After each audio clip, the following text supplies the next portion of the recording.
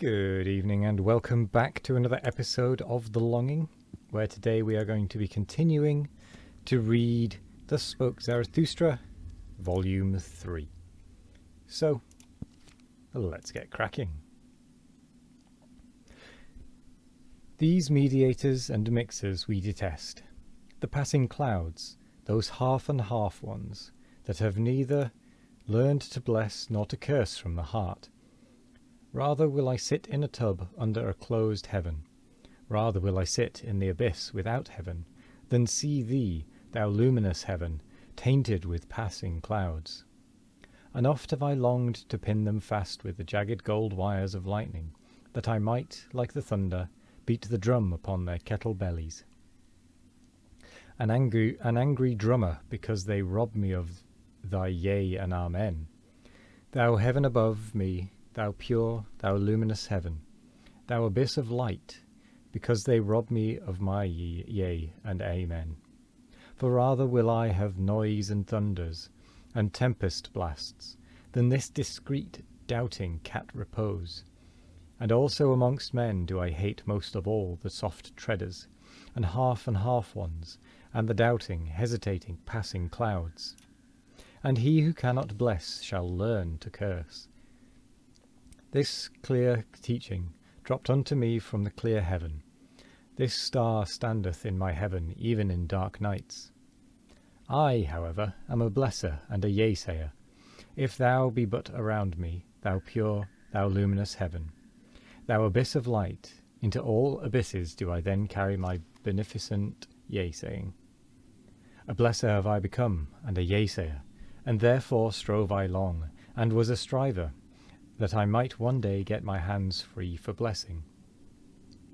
This, however, is my blessing, to stand above everything as its own heaven, its round roof, its azure bell and eternal security, and blessed is he who thus blesseth. For all things are baptized at the font of eternity, and beyond good and evil themselves, however, are but fugitive shadows, and damp afflictions, and passing clouds. Verily, it is a blessing and not a blasphemy, when I teach that above all things there standeth the heaven of chance, the heaven of innocence, the heaven of hazard, the heaven of wantonness. Of hazard that is the oldest nobility in the world, that gave I back to all things. I emancipated them from bondage under purpose. This freedom and celestial serenity did I put like an azure bell above all things, when I taught that over them and through them no eternal will willeth. This wantonness and folly did I put in place of that will, when I taught that in everything there is one thing impossible, rationality. A little reason, to be sure, a germ of wisdom scattered from star to star. This leaven is mixed in all things. For the sake of folly, wisdom is mixed in all things. A little wisdom is indeed possible, but this blessed security have I found in all things, that they prefer to dance on the feet of chance. O heaven above me, thou pure, thou lofty heaven, this is now thy purity unto me, that there is no eternal reason spider and reason cobweb, that thou art to me a dancing floor for divine chances, that thou art to me a table of the gods, for divine dice and dice players. But thou blushest. Have I spoken unspeakable things? Have I abused when I meant to bless thee? Or is it the shame of being two of us that maketh thee blusheth? Dost thou bid me go and be silent, because now day cometh? The world is deep, and deeper than e'er the day could read. Not everything may be uttered in presence of day, but day cometh. So let us part. O heaven above me, thou modest one, thou glowing one, O thou, my happiness before sunrise, the day cometh, so let us part. Thus spake Zarathustra.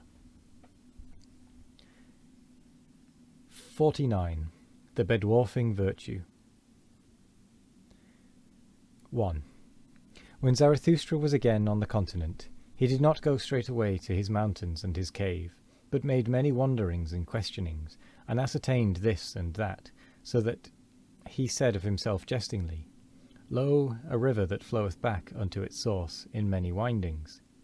For he wanted to learn what had taken place among men during the interval, whether they had become greater or smaller.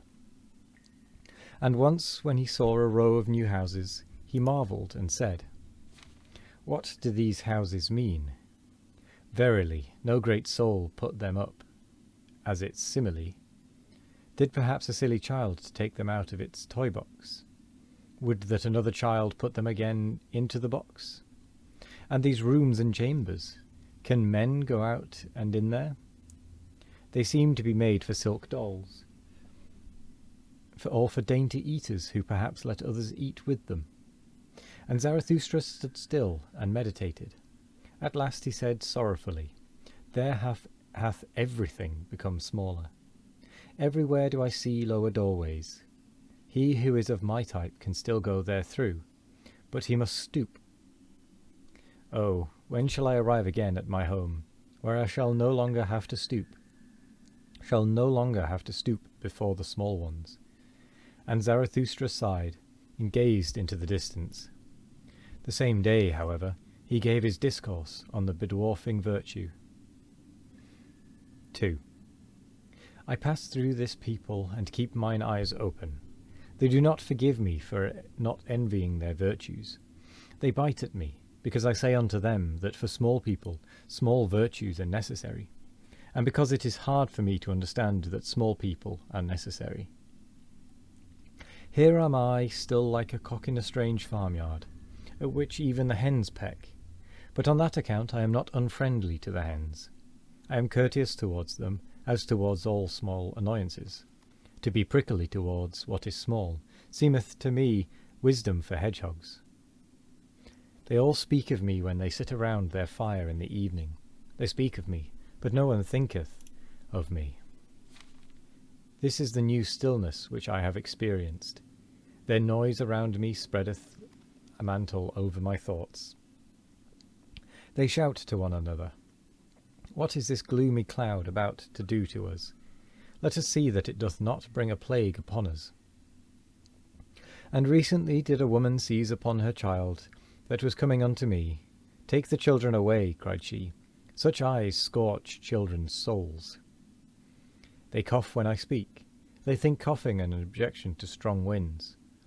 They divine nothing of the boisterousness of my happiness. We have not yet time for Zarathustra, so they object. But what matter about a time that hath no time? For Zarathustra. And if they should altogether praise me, how could I go to sleep on their praise? A girdle of spines is their praise unto me. It scratcheth me even when I take it off.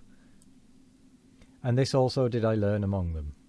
The praiser doeth as if he gave back. In truth, however, he wanteth more to be given to him.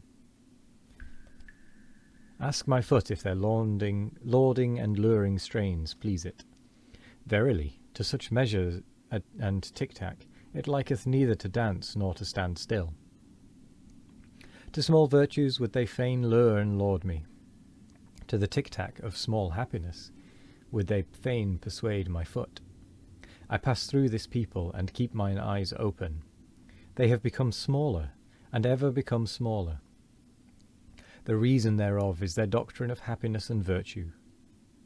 For they are moderate also in virtue, because they want comfort. With comfort, however, moderate virtue only is compatible. To be sure, they also learn in their way to stride on and stride forward. That I call their hobbling. Thereby they become a hindrance to all who are in haste, and many of them go forward, and look backwards thereby. With stiffened necks, those do I like to run up against. Foot and eye shall not lie, nor give the lie to each other. But there is much lying among small people. Some of them will, but most of them are willed. Some of them are genuine, but most of them are bad actors.